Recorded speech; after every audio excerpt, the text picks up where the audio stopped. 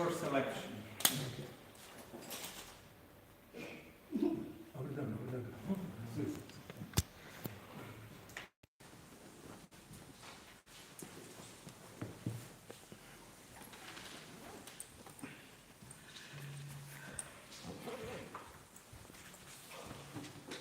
Like cartoons.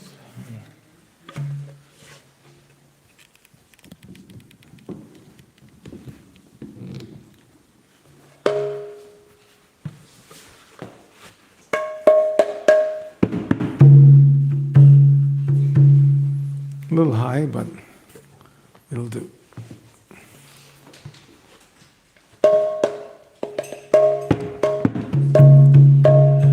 Jaya Radha Madhava Kunja Bihari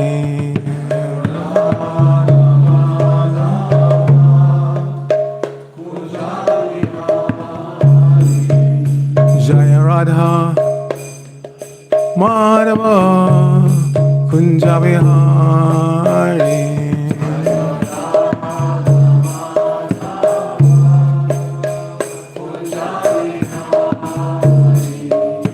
Gopi Jana Vallabha Girivaradhari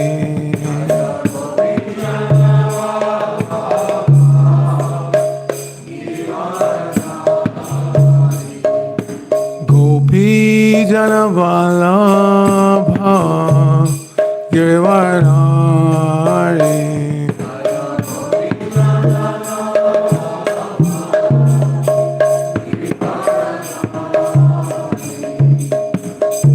Yashoda Nandana Vrajajana Ranjana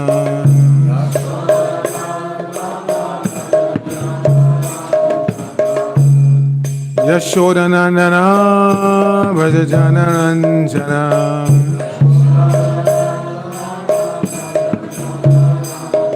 Jamuna Tira Vanachari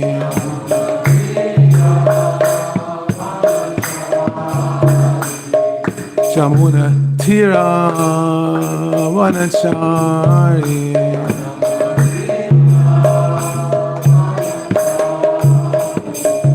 Jaya Radha Madhava Kunja Bihari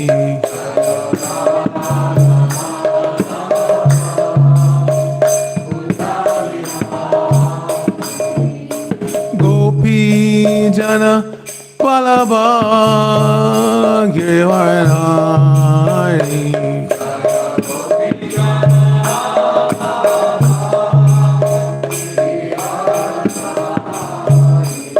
Gopi Jana Vallabha Girivaradhari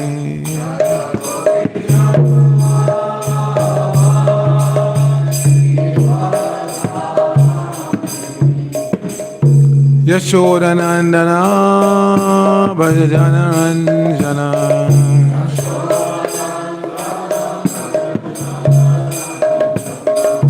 Yashoda Nandana Vrajajana Ranjana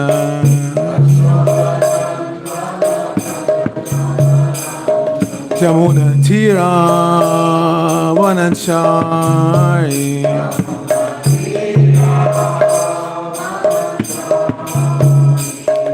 Jamuna Tira Vanachari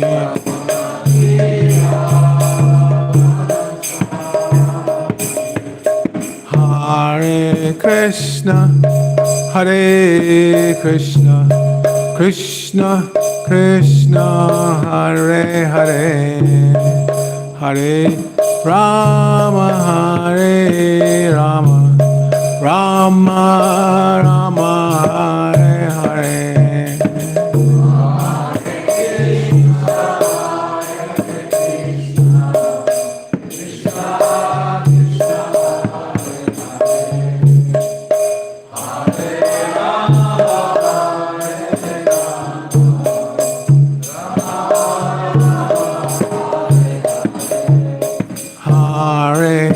Krishna Hare Krishna Krishna Krishna Hare Hare Hare Rama Hare Rama Rama Rama Hare Hare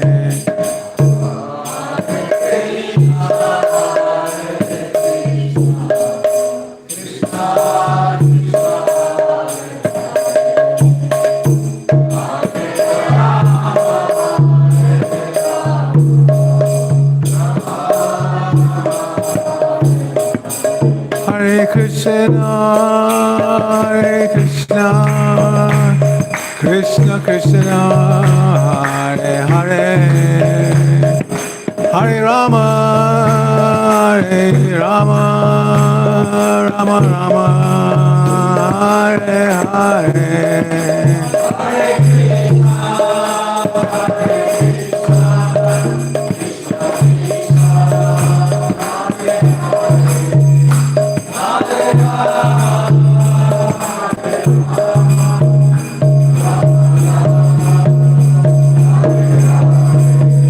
Jaya Goranitai, Goranitai, Goranitai, Jaya Goranitai.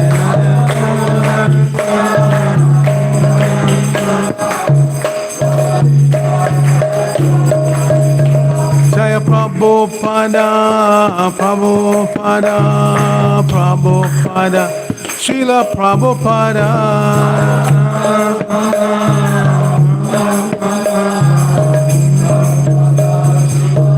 Jaya Jaya Prabhupada, Prabhupada, Prabhupada, Srila Prabhupada.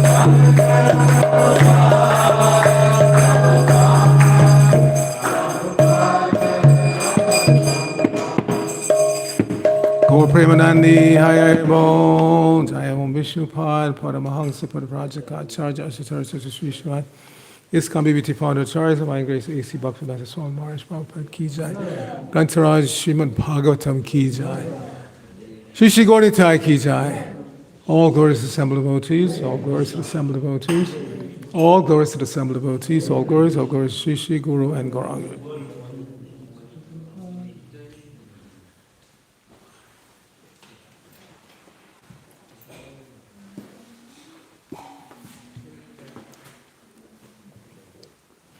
So thank you very much for inviting me to speak this evening. Does everyone here understand English, or do we need some translation for anyone? Okay, it seems like everybody does. It's been, I think, about 5 years since I've been here, so very happy to be back associating with the devotees of ISKCON Zagreb Yatra. Since we're not doing the Bhagavad Gita in sequence, I'm going to select a verse from the Srimad Bhagavatam. Do you have the entire Srimad Bhagavatam in Croatian? Where have you stopped, or what are you missing? Which cantos or volumes? First few chapters of 10th canto have been translated to local language, and that's where it stopped. But not translated and printed, or not? Printed. Okay, so you have up until 10.2. Yes. Okay. Part 10.1. 10.1, not 10.2. I mean, 10th canto, chapter 2. You have up until, yes. So as you may recall, or you may know or may not know, Srila Prabhupada translated and commented up till 10.13, 10th canto, chapter 13. From 10.14 on, it was completed by his disciples. Hridana Maharaj, Gopi Pranadana, and Dravida, they were the main devotees involved in that completion of the Srimad Bhagavatam. However, Srila Prabhupada was instructed by the Super Soul to give us the entire 10th canto in the form of Krishna book. So we have the entire 10th canto, but just not in the same format as the rest of the Bhagavatam was done, which up until 10.13, which was Sanskrit, Devanagari, word per word translation, and the English translation, and then the commentary. So I presume that most of you have read everything up until 10th canto, chapter 2. Yes, everybody? Put your hand up if you've read in your language or in English up till at least until 10. And if you haven't, you should, you must. This was Srila Prabhupada's labor of love, gift to the world. His books are all transcendental gifts to the world. And it's all of our responsibility. I've told this story many times, but it's worth meditating on that. In 1975, the Bodhis had just, we have any book distributors here? Put your hand up. Okay, a few, yes. So in 1975, the devotees had just started really distributing big books in great numbers. Prior to that, small books, Back to Godhead magazines were going out profusely. But the big books were just creeping up. 30 a day, individuals. There were a whole team of devotees going out, especially to the airports. 30 a day, 40, 50. They finally got to each devotee doing 100 or more big books in a day. So the Sankirtan leader, who was also in charge of the BBT at the time, Rameshwar Prabhu, he approached Prabhupada one morning and told him very excitedly that your disciples are distributing 100 plus books a day at the airport. And he was so happy, he thought Prabhupada would say, wow, but Prabhupada didn't say a word. He just kept walking, and then he finally stopped. He said, but are they reading my books? I did not produce these books just for selling. I produced these books for my disciples and followers to read. So especially those who are out distributing books, you must read them. Because Prabhupada said, what if somebody asks you, okay, you're selling me this book, what's in it? What does it say? Oh, I don't know, I just sell them. He said, that's not good. So we have to take the time, and that's why in every ISKCON center there should be Srimad Bhagavatam class in the morning, Bhagavad Gita class in the evening. At least those 2 books you have to complete. And then, of course, on your own time, if there's no structured reading of Nectar of Devotion and Chaitanya Charitamrita, etc., then you have to do that. Of course, before at least when I was a new devotee in 73, you immediately had to learn Nectar of Instruction. That was the first one. You had to learn that. And I remember even as a bhakta, I was giving classes on Nectar of Instruction. So you have to dive into Prabhupada's books, all of them, the small ones, the big ones, everything in between. This is why Prabhupada produced them. For us, those who are already sufficiently convinced to take to the path of Krishna consciousness, you will become more convinced and more dedicated by hearing Srila Prabhupada through his books and also his lectures. If you can listen to Prabhupada's lectures, original lectures, that's also. So the 5th canto of the Srimad Bhagavatam, in that canto you will find the story of Lord Rishabhadev, incarnation of Krishna. 5th chapter, he is instructing his 100 sons. Now, obviously, he was a Kshatriya, he was a king, and he gave birth to 100 sons, but as proof that your Varna is not by birth, out of the 100 sons, did they all become Kshatriyas? No. Who can say? There are some famous sons of his who were not Kshatriyas. Who knows from the Bhagavatam? Navayogendras, yes.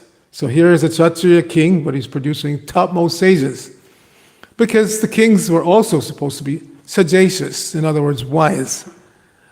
The kings were supposed to be Rajarshis. Raja means administrative head, warrior qualities, but at the same time, Rishi. They were supposed to be spiritually advanced, saintly in their character. So although Rishabhadev was incarnation of God, incarnation of Krishna, and he had 100 sons, not all of them became Kshatriyas.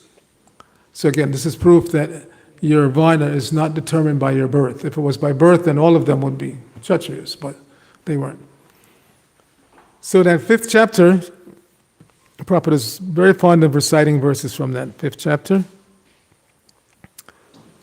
Many of you probably already know, or should know, that first verse of the 5th chapter, Nayang deho deho bhajanar loke, kastan kaman arate, vidbhujamye, tapo divyam, putraka yena satya, yasmad brahmasokyam tvanantam. So Lord Rishabhadev is telling his 100 sons that Now that you've obtained a human body, that in itself you can lecture on for 6 months, the fact that the soul is not the body. It may seem like elementary, but the vast majority of people on this planet don't know that. They have no inkling, no idea that they're not their body. They act on the bodily platform moment to moment to moment, and their whole life is geared around taking care of the body and the bodies of others, with no vision of what is the actual goal of life. So he's instructing his sons that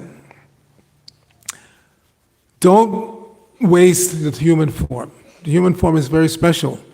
It gives us the mental, intellectual capacity to really try to understand what life is all about. I think somebody told me yesterday there's like 3.5 million people in the entire country of Croatia. And I was saying that that's just like one little neighborhood in New York where I live. But every day in Croatia, I don't know how many, but definitely human beings are taking birth here every day. Probably not a day goes by when somebody's not giving birth. And that has been going on since time immemorial on this planet and so many other planets. But the average person has no idea what birth actually means. They're still thinking something that just by combination of male and female, they produce life. So that's ignorance. We know, because we've accepted the Shastric version, the Vedic version, that life is eternal. Nityo nityanam chaitanas chaitananam. There are unlimited eternal living beings, but amongst them there's one supreme eternal being. That's God, Krishna. Chaitanas chaitananam. We're all conscious. I'm conscious of all of you. You're conscious of me sitting here speaking. But we're not necessarily conscious of what's happening in the center of Zagreb right now. So our consciousness is limited. It's limited to this body, and not even perfectly or completely. So many processes are going on in your body right now, digestion, and the blood is moving around, and you have no idea. But still we say, this is me. So it's foolish, it's ignorance. And the vast majority of people on the face of this planet, not just to pick on Croatia or Zagreb, have no idea what life is all about. They still think, again, it's a combination of male and female, and you produce life. No. The life is eternal, and that eternal soul, based on its prior karma, is placed into the womb of a particular mother. That's also mentioned in the Bhagavatam in the 3rd canto. Karmana daivanaitrena jantur dehopate surya pravisya udaram pungsak reta kanashaya. That karmana daivanaitrena, by your karma, which means karma means the reaction to whatever you do. Karma is translated as activity, but in this context it means the reaction to your activity. And that reaction could be good or bad.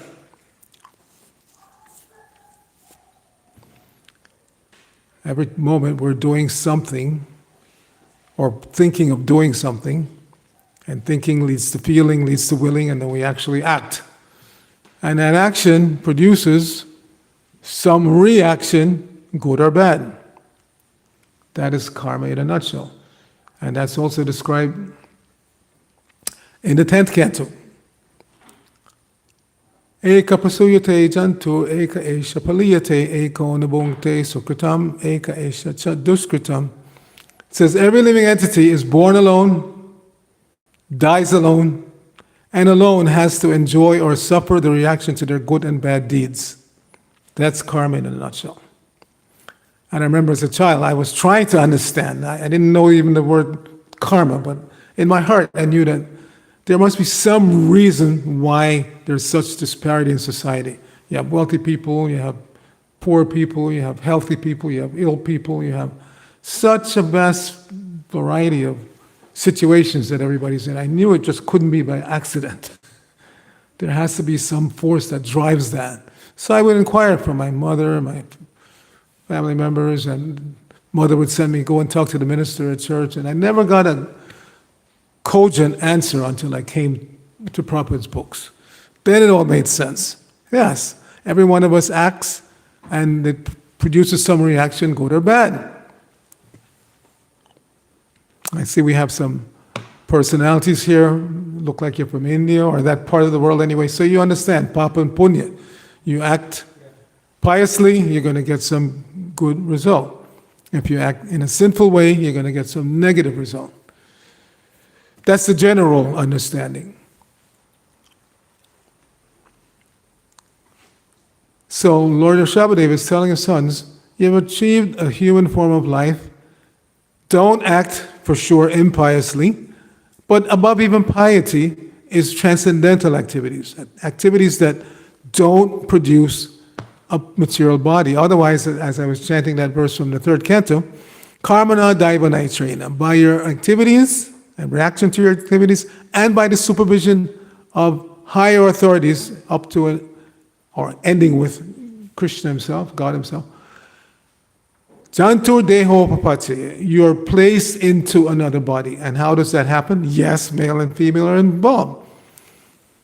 By pungsa reta kanashaya, the male injects the semen into the body of the mother, and depending on the species of the mother and the father, that's what comes out. So when the dog mates with the female dog, then a baby dog is born. That's the body. The soul, that soul that's in the body of the puppy could very well be in the body of a calf or the body of a human or even a demigod. The person is not the body. Intrinsically, we know that, but until we are specifically trained in that understanding, we are not clear. It's not clear. Intrinsically, I say, because when somebody dies, father, friend, relative, husband, wife, whatever, we say that person is gone. My father is gone. And if you say, but what do you mean gone? The body is right there. No, my father is gone. So we understand intrinsically that the person that we were relating to as father is not that body. Otherwise we would hold on to the body. We don't. We burn it, bury it, whatever we do, but we don't keep it. So it's the beginning of genuine spiritual understanding is to let that reality sink in. I am not this body, and then if I begin to realize that, then by extension, everybody else, they're also not their bodies. So we stop treating each other as bodies. I'm not speaking to a predominantly Croatian audience. I'm speaking to an audience of souls. I am a soul. This body was born in the island of Jamaica in 1952, but I'm not Jamaican. Your bodies were born wherever, Croatia, India, wherever, but you're not Indian or Croatian. But we get so conditioned to think like that I think I have to look out for Indian interests or Croatian interests or European interests or keep expanding. No, ultimately we have to do what is pleasing to Krishna. So Lord Rishabhadev says that. Everybody who's confused about that, they're searching after happiness through sense gratification. But the animals get that. As we said, the female dog and the male dog, they mate and they produce offspring. So where's the big difference when a human male and human female mate and they produce a human offspring? It's the same process. Still we feel that we're superior to the dog or cat or cow or whatever.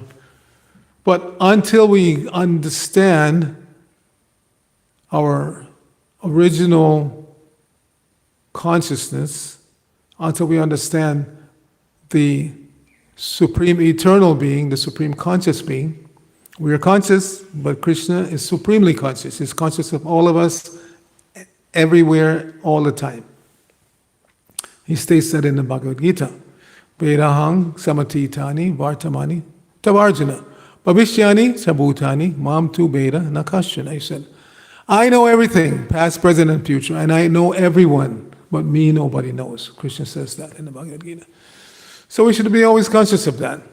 Whether we're distributing books, or worshiping the deities, or whatever we're doing, we should always be conscious that Krishna is aware of me and of everybody else.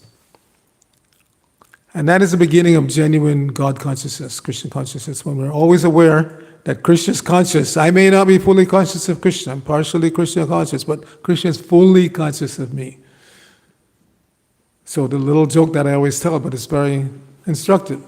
You can fool all of the people some of the time.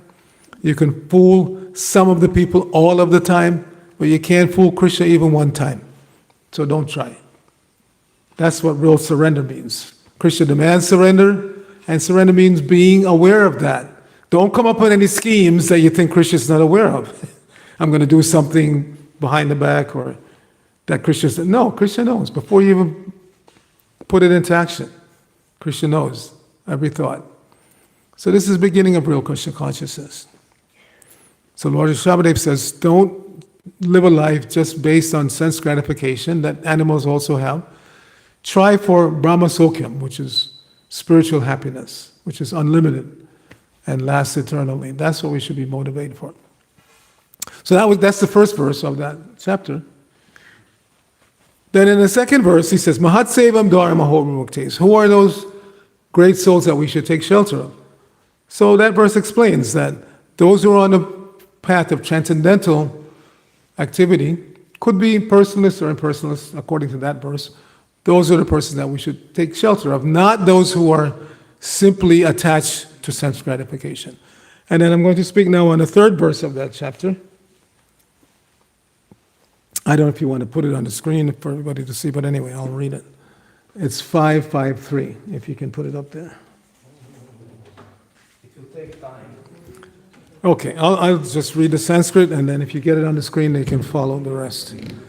So Lord Rishabhadev says, Yeva mahishye kritasoridharta janeshu deham baravartikeshu griheshu jayat majarat timatsu na priti yuktaya vadartasya loke. And Srila Prabhupada's translation from this verse. Those who are interested in reviving Krishna consciousness and increasing their love of Godhead do not like to do anything that is not related to Krishna. They are not interested in mingling with people who are busy maintaining their bodies, eating, sleeping, mating, and defending. They are not attached to their homes, although they may be householders.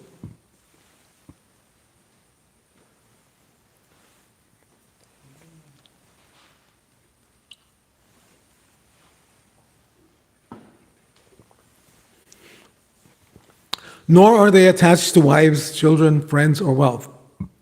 At the same time, they are not indifferent to the execution of their duties.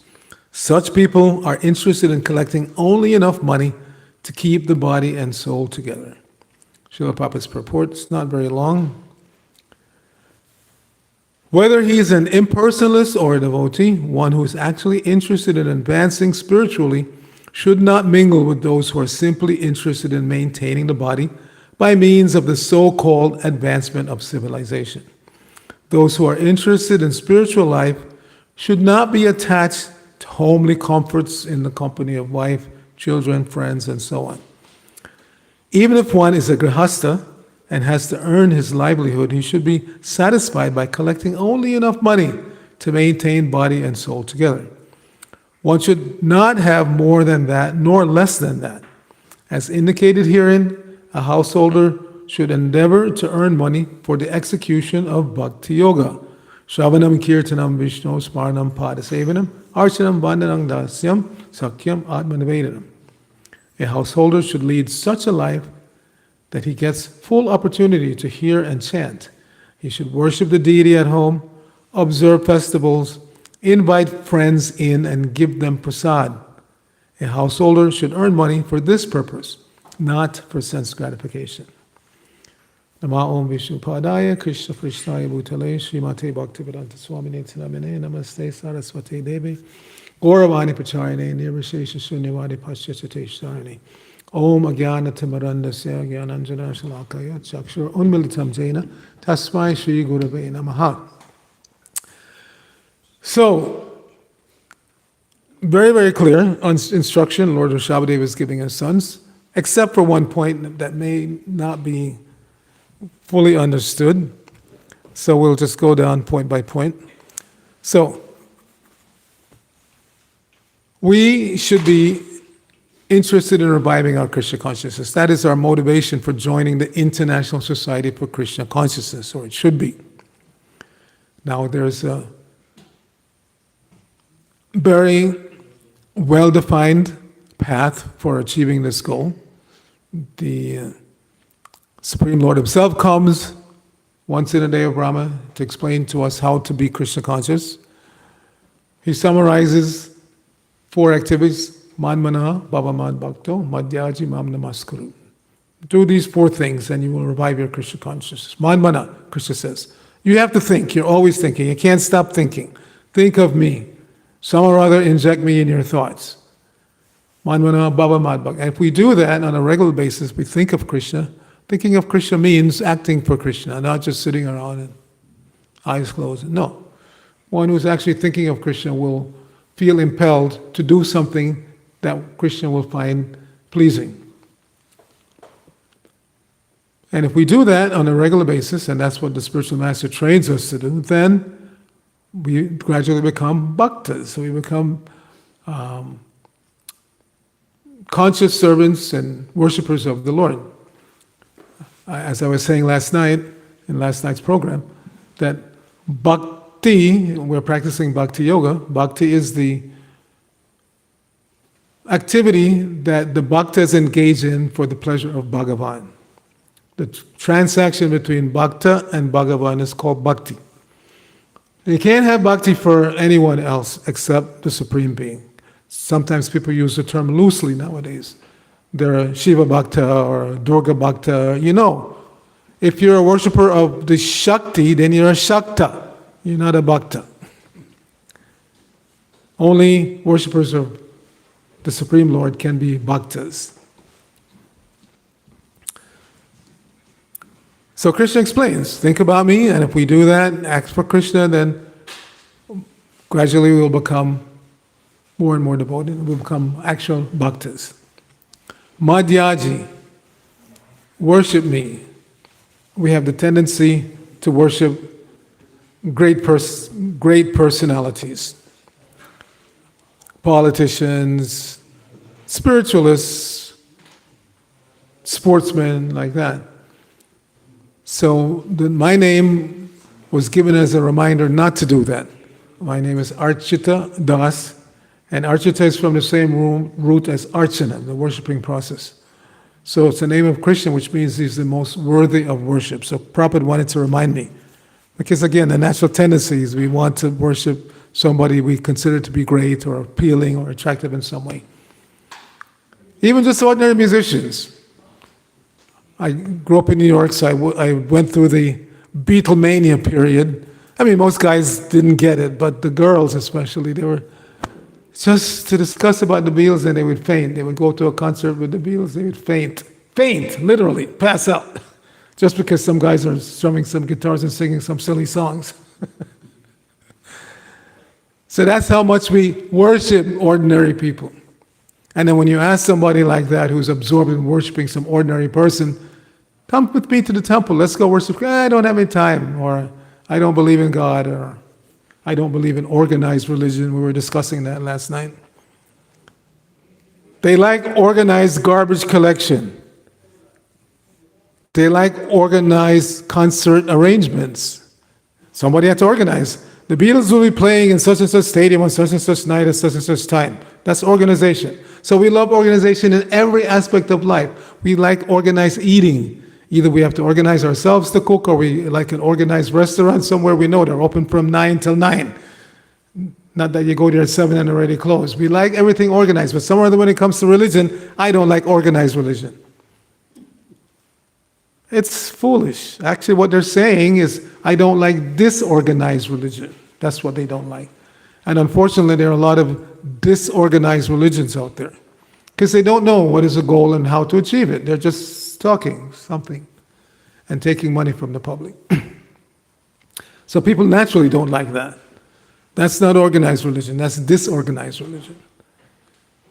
So we're very fortunate that we're on a path where we've gotten real knowledge, we're receiving real knowledge, as Prabhupada said, these books I wrote for you to read, and an organization for disseminating that spiritual knowledge. An organization for helping people make progress on a genuine spiritual path, Bhakti Yoga. So Krishna says, if you think about me, you'll become my devotee, you'll worship me, and Mam Namaskuru, you'll bow down to me, naturally. So these 4 things will gradually become deeper and more satisfying as we progress in Bhakti Yoga. So, to revive our Krishna consciousness and increase our love, we do not want to do anything that's not related to Krishna. That's Lord Rishabhadev's recommendation to his sons. Then he says, they're not interested in mingling with people who are busy maintaining their bodies, eating, sleeping, mating, and depending. It doesn't mean that we don't interact with persons who are not on our path, but we try not to be affected by them. We try not to be affected. We see how quickly, especially nowadays, even virtually, people can be affected. They go online, they go to some website, some person is saying something, they've never met this person, the person may be presenting themselves as a male, they could be a female or vice versa. They have no idea, but the person is saying something that gets them all riled up, and then they run out and do something crazy, just because some person online said, do it. So we have to think. Don't allow yourselves to be influenced by persons. You don't know anything about their character. You don't know where they're getting their so-called knowledge from. Investigate. Do a little investigation before you surrender to anybody's requests. Because there are a lot of crazy people, and they make other people crazy. And we don't want to be crazy. We want to be sane. Sanity begins with knowing who you are. If somebody doesn't know who they are, you ask somebody, who are you? And they tell you there's somebody that you know they're not, like Napoleon. Or you know they're not the president of Croatia, but they say they are. So if somebody's telling you they are someone that they're not, then they're crazy. Or they're up to something nefarious. So one has to be very careful interacting with persons who are not on the genuine spiritual path, because one can be affected negatively. Then the next one may not be so easy to understand, even amongst devotees. They are not attached to their homes, although they may be householders. Okay, we can relate to that. But nor are they attached to wives, children, friends, or wealth. So this is to be understood clearly. If one is in a devotional relationship, you're a devotee, your wife is a devotee, you're raising your children as devotee, naturally there will be attachment. Naturally. Just like in Prabhupada's case. He said his father, Gaur Mohan De, was extremely attached to him. He wanted him to grow up to be a full-on servant of Radharani. That was his aspiration. His mother wanted him to be a successful something, lawyer or something, but his father wanted him to be a pure devotee of Radharani. So he was attached. So does it mean that he was in Maya? No. Bhaktivinoda Thakur also says that for a devotee to earn a livelihood for maintaining his family, that's not Maya. That's your responsibility. You're supposed to do that. So this should be understood clearly. If you're in a relationship that's not progressive or not helping you on your progressive path of Krishna consciousness, that's a different story.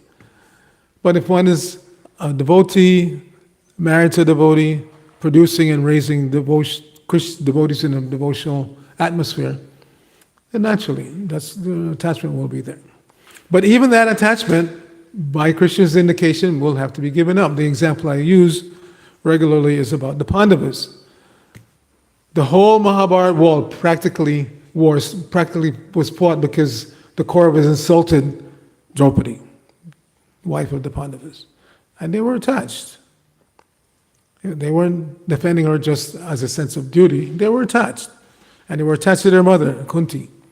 So to preserve the honor of their wife, they were willing to put their lives on the line. And they fought valiantly.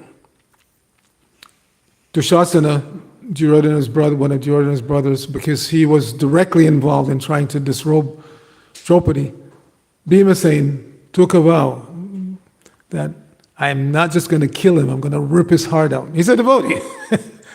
You think any of you would make such a vow? I'm going to kill this person and rip his heart out. So they were attached. But after Krishna left and went back to God and went back to his abode, Krishna Swadama Pagate, then the Pandavas, they left home without telling their mother, without telling Draupadi. The women just happened to be looking out the window of the palace and they saw the 5 brothers taking off for the north. So when it comes to Krishna and Krishna conscious activity, the devotee will even break attachment to other devotees, even family member devotees, like in this case, Kunti. And so of course the women immediately chased after them and tried to catch up. So the point is, the attachment of the devotee for Krishna is stronger than the attachment for other devotees, and which is natural. The name Krishna means the all-attractive person. Nobody can be more attractive than Krishna. So if we're actually awakening our love for Krishna, actually becoming Krishna conscious, then we will feel a stronger attachment for Krishna than we feel for anyone else. That's not surprising. So, at the same time, they're not indifferent to the execution of their duties. So every one of us, based on Varna, Ashram, our relationship with a particular spiritual guide, guru, will have duties that we have to perform. And we should not be indifferent. Krishna consciousness, Prabhupada said, on one level means using your God-given talent in God's service, Krishna's service. But sometimes we may be asked to do something that we feel we're not even capable of doing. It's just like in Arjuna's case. He did not want to kill his family members. But that's what Krishna wanted him to do. So ultimately, Krishna consciousness means doing what is pleasing to Krishna under the guidance of Krishna's representative, even if it doesn't please me. See, we're so conditioned to think of my pleasure first. So if I like the activity, I'll do it. And if I don't like it, I'll try everything in the world not to do it. But that's not Krishna consciousness. Krishna consciousness means surrendering to whatever activity the authority gives. And in our case, the authority begins with Guru. So what the Guru says to do, that's what we should do. Even if we're not feeling it, I'm not really into it. It's a process of surrender. And if you only do what you like to do, then where's there any surrender? Sometimes we have to surrender to do things that we don't want to do. But it's just because that's what Krishna wants us to do. And Krishna will be pleased by that.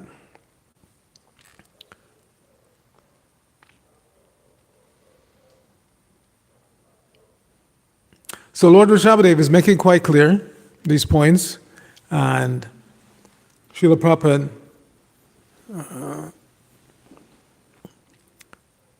ends his purport by, again, reminding us of that point, that a householder should lead such a life that he gets full opportunity to hear and chant.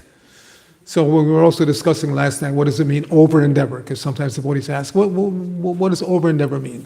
So I always answer that over-endeavor means that you're living such a lifestyle that you have no time for proper sadhana, no time to hear, no time to chant, no time to associate nicely with devotees. That's over-endeavor. So Prabhupada stresses in this particular purport that householders should, whatever comes easily, and maintain time for hearing, not only hearing and chanting, but worship the deity at home, observe festivals, invite friends, and give them prasad. One time on a walk, one of Prabhupada's disciples, newly married, and he asked Prabhupada, he says, Srila Prabhupada, please give me some instruction. I'm a new Grihastha, give me some instruction of Grihastha ashram. So Prabhupada said, before you eat, go outside and say loudly, if anybody is still hungry, please come and eat. So he wasn't satisfied. He walked a little longer. He asked, but Prabhupada, I just got married, please give me some instruction. Prabhupada told him the same thing. Before you eat, go out and say loudly, if anybody's still hungry, come and eat. The point is that the Grihastha ashram in Vedic culture is the ashram that generates wealth and should take care of the other three ashrams, namely the brahmacharis, the vanaprasthas, and the sannyasis. They should all depend on households, but not in a self-serving way. Not that, okay, I don't have to work, I just go to the householders and take. No, the brahmacharis are actually the first rung of the ladder. Sometimes we forget that and we think, I'm a brahmachari 10 years, 15 years, I'm above everybody. No. Brahmacharya is always the rung. And then the next step up, grihastha, and the next after that, vanaprastha, and then sannyas. So the brahmacharis should always be in a mood of service under the guidance of the spiritual master. Surrender in that way. And then if one does not choose to remain brahmachari, and then next logical step up is to be a grihastha. And grihastha ashram is supposed to be the one that supports the entire spiritual culture. Of course, in Vedic times it wasn't just money. Nowadays everything is money, money, money, because we're living in a cash-based economy. But in the Vedic culture, the grihastha would have some means of livelihood, generally agriculture. So whatever they grew in terms of foodstuffs, they would give to the temple for use of the deities. They would give in charity to brahmachari's mother. Please give some alms. They come and they would give them some atta, or if they already cooked, they would give them something cooked like that. So they would maintain the other three ashrams. Nowadays, things are topsy-turvy. Sometimes we have brahmacharis who have more money than grihasthas. But it's not supposed to be like that. The grihastha ashram is supposed to generate wealth and maintain the other three ashrams. Worship a deity at home, Prabhupada was not in favor of that if you live close to a temple. While Prabhupada was still on the planet, I'm thinking 75, 76 in New Dwarka, Los Angeles, some devotees were already establishing deities in their homes. And Prabhupada said, no, the deities are here. Come and worship the deity in a temple. Don't establish deities at home.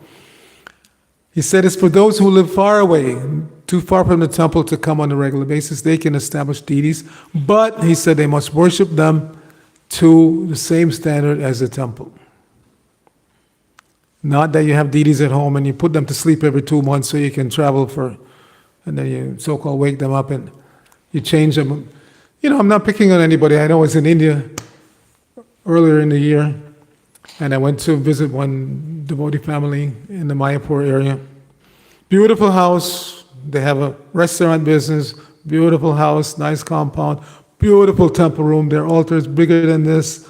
They have huge deities.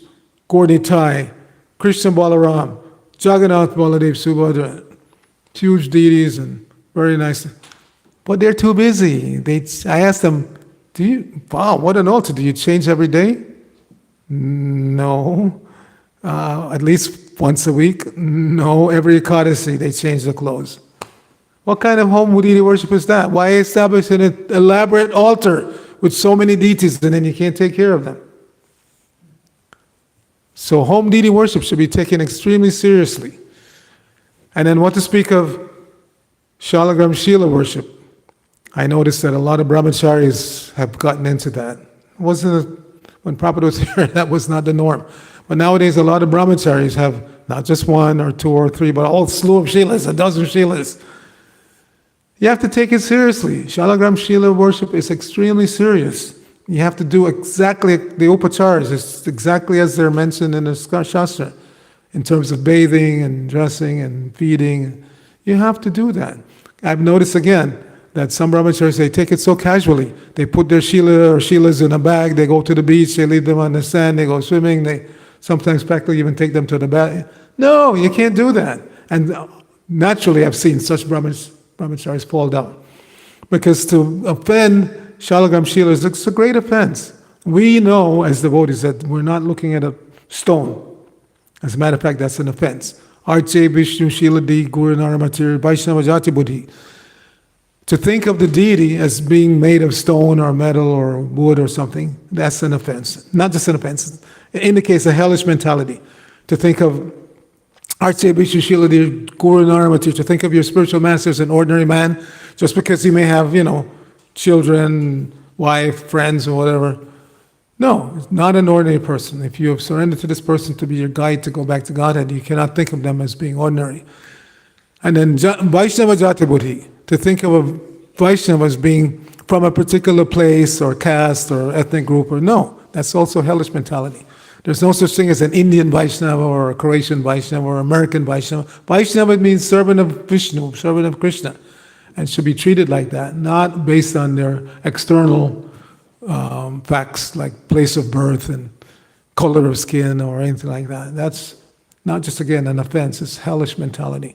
So Prabhupada is saying, yes, you can worship deities at home if you're not close to a temple, and then invite friends and give prasadam. We know that's from Rupa Goswami, the 6 loving exchanges. Dadati, Pratigrinati, Guyam Akati Prichati, Punkte, Bojayate Chaiva, Shanam Bhagat, Shadvidam, Priti Lakshanam. Priti Lakshanam, these are the loving exchanges between devotees. Dadati, Pratigrinati. You give gifts and you accept gifts. I've also noticed a tendency that some devotees, they like to give gifts, but if somebody tries to give them a gift, they say, no, no. No, that's an offense. You give gifts and you have to accept whatever the devotees give you in return. Now, you may be extremely wealthy, so you can give somebody an iPad or something, and they're just giving you something inexpensive. You have to accept it. Now, I always remind the devotees also that re-gifting is okay. If somebody gives you something that you don't need or you don't want, you accept it graciously and then you pass it on, give it to somebody else. But don't say no. It's actually offensive. If somebody's trying to give you a gift and you say no, just because you think you have so much. No, it's not yours. You don't have anything. That means you're not Krishna conscious. Everything that you think you have actually belongs to Krishna. Everything you think you have actually belongs to Krishna. So if Krishna sends you something else, maybe something apparently insignificant, you accept it. And then you pass it on if you don't want it. Tadati pratika guyam akyata prichati. And then revealing your mind confidentially and hearing from others confidentially. But that also has to be done carefully. Not that you reveal your mind to every, as we used to say, Tom, Dick, and Harry Das. No, you reveal your mind to someone whose advice you're willing to take. Otherwise, it's just a disturbance. If I come to you and I'm telling you my problems, but I don't want to hear your feedback, it's like I'm dumping my garbage on your lawn. I heard Bhakti Tirtha Maharaj say that once in a class. It's like dumping your garbage on somebody's lawn. You feel better, it's off my chest. But you don't really want to hear the person's feedback. You reveal your mind to someone whose advice you will take. Otherwise, it's just another way of keeping yourself in the center instead of Krishna. I go to everybody and tell them my problem. Now it's your problem. I've told you my problem, now I just have to sit back and wait for you to solve it. That's not how it works. You find one person, either your guru or somebody whose knowledge or experience you respect, you tell them what is the problem and then listen to them. And then, of course, giving prasadam and accepting prasadam. So these things must go on. And this is what human life is meant for. This is how we relate to each other. And we should try to avoid those who are simply eating, sleeping, mating, and defending. Again, we don't mistreat anybody or make anybody feel... No, we're not doing that out of a feeling of superiority. It's just a matter of being practical. Like we say in English, birds of a feather flock together. Just like practically every time. I used to come more in the springtime to Croatia, and then you see all these lastavistas, they're flying together, flock. They don't hang out with the crows, or even the pigeons. Lastavistas hang out together, and the pigeons hang out together, the crows. So naturally, if we're on the devotional path, we want to hang out with other devotees, and limit our exposure to non-devotees. Okay, I can go on talking further, so I didn't even ask you what time to stop, so maybe I'll stop here and see if there are any questions on anything that I've said, or any questions on the bhakti process in general.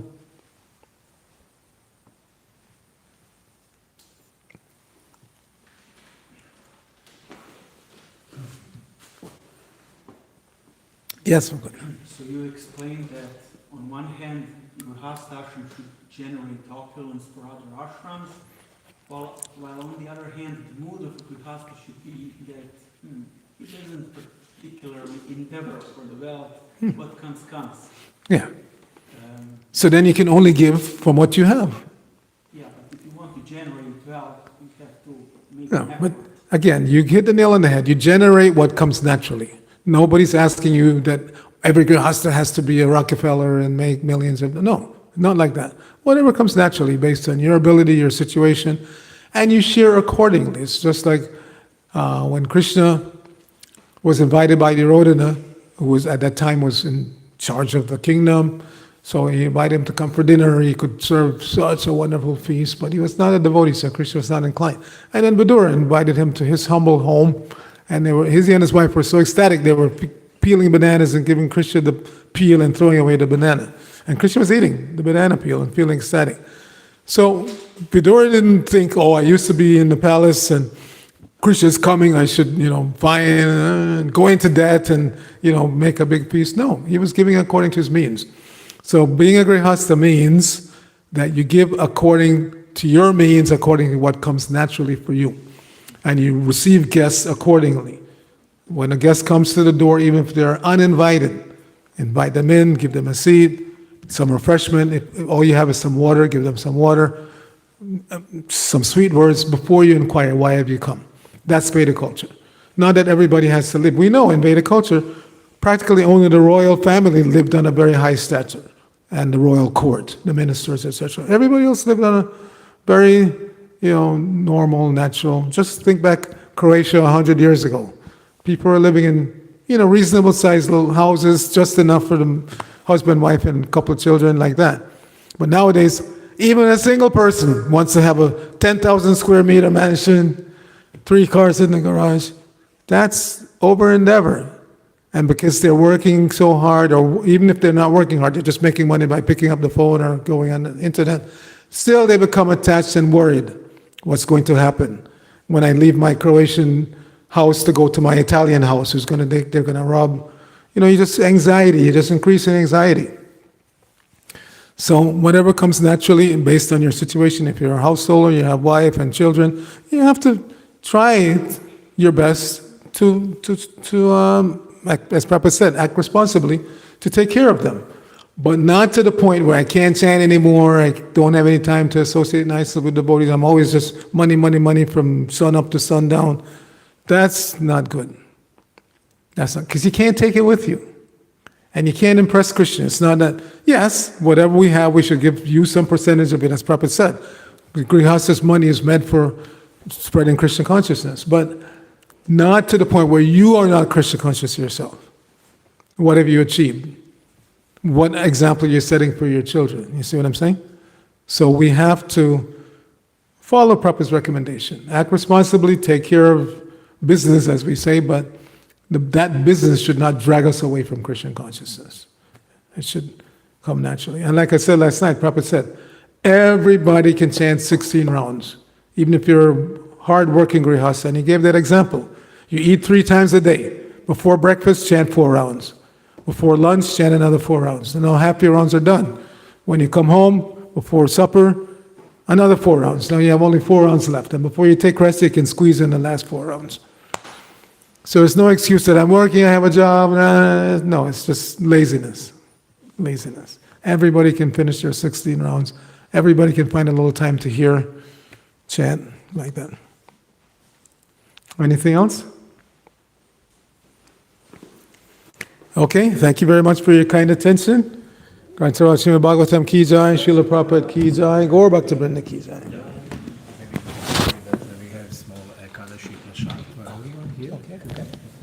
Hare Krishna, please don't leave. There's a little prasadam that we will be distributing. Everybody can stay.